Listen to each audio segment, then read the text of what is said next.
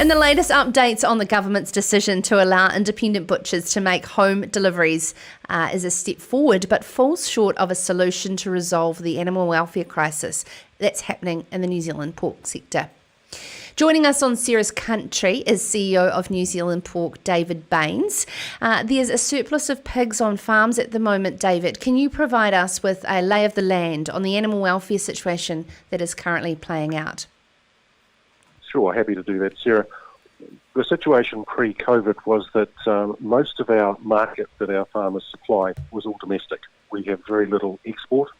So when the COVID restrictions came in place, it effectively removed 50% of our normal market. So that was food service, independent butchers and Asian retailers.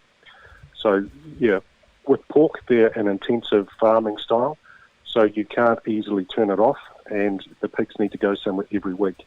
So it was fast leading to a quite a desperate situation. What are your continued discussions been like with MPI, and what are you hoping for? Discussions with MPI have been very good. I think everyone appreciates the seriousness of the situation. Obviously, we're hoping to have some of that market re-established. We've been lobbying right from day one that independent butchers should be part of the essential service operating within the COVID environment.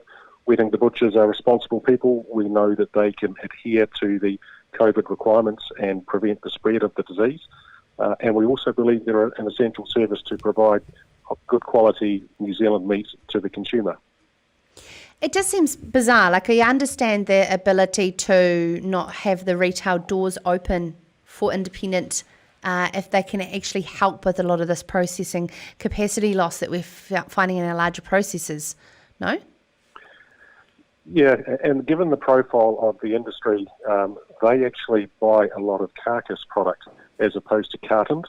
So when that part of the market was closed down, it put pressure on the boning rooms to have to try and place that carcass product into cartons so it could be distributed somewhere else. So that put additional pressure on the processing capacity. So yeah, it was a double whammy really. It removed part of the normal market segment, and it also put pressure on our already under pressure boning rooms because of I guess a lot of processors found out that with high rates of absenteeism and with the 2 metre distancing required of processors, it actually slowed a lot of chains and production lines down. We've got, I want to say over 60%, but you'll be able to clarify the exact amount of pork sold in New Zealand that's imported. I heard this morning on Talkback about the Pacific Islands shutting their borders to pork coming in to their little small island nations that have from countries that have been affected by African swine flu.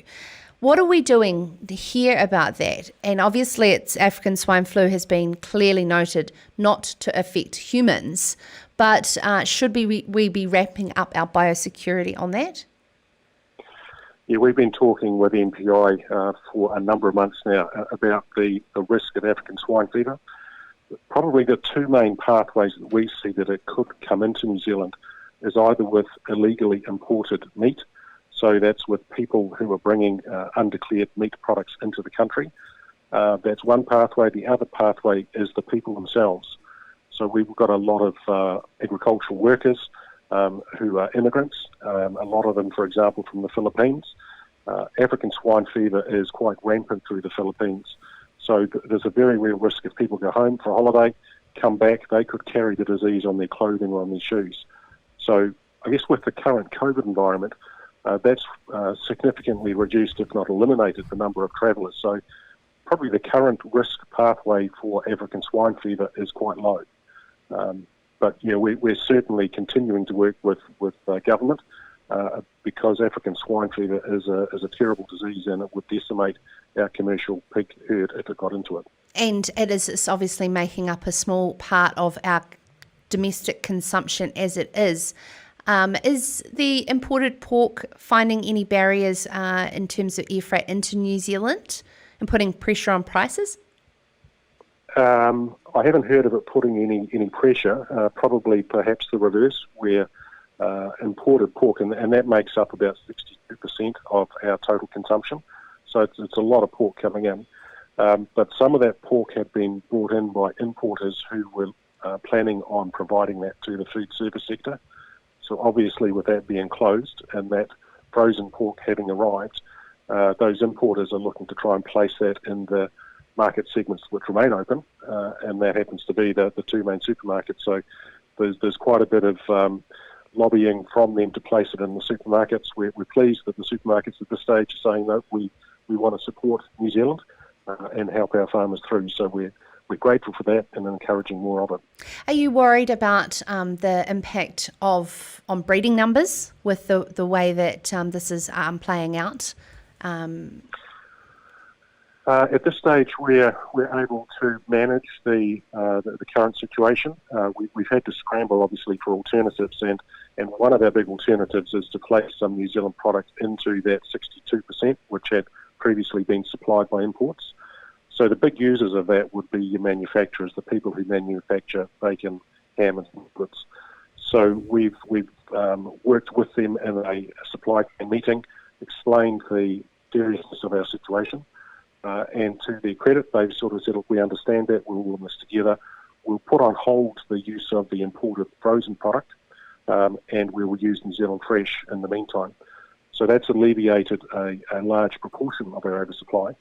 But the challenge for us as an industry is that because imports are a lot cheaper than New Zealand product, we're having to meet that cheaper price, so it's coming at significant financial pain. So we're currently preparing a recommendation to government for a financial relief package. David, you've had a hell of a week, to be honest. You'd be due to put your feet up this Easter and binge watch a bit on Netflix. Yeah, I'll be looking forward to that, Sarah. Hopefully it can happen sometime over this long weekend. What have you got lined up? Is there something you've got stuck into or been looking forward to?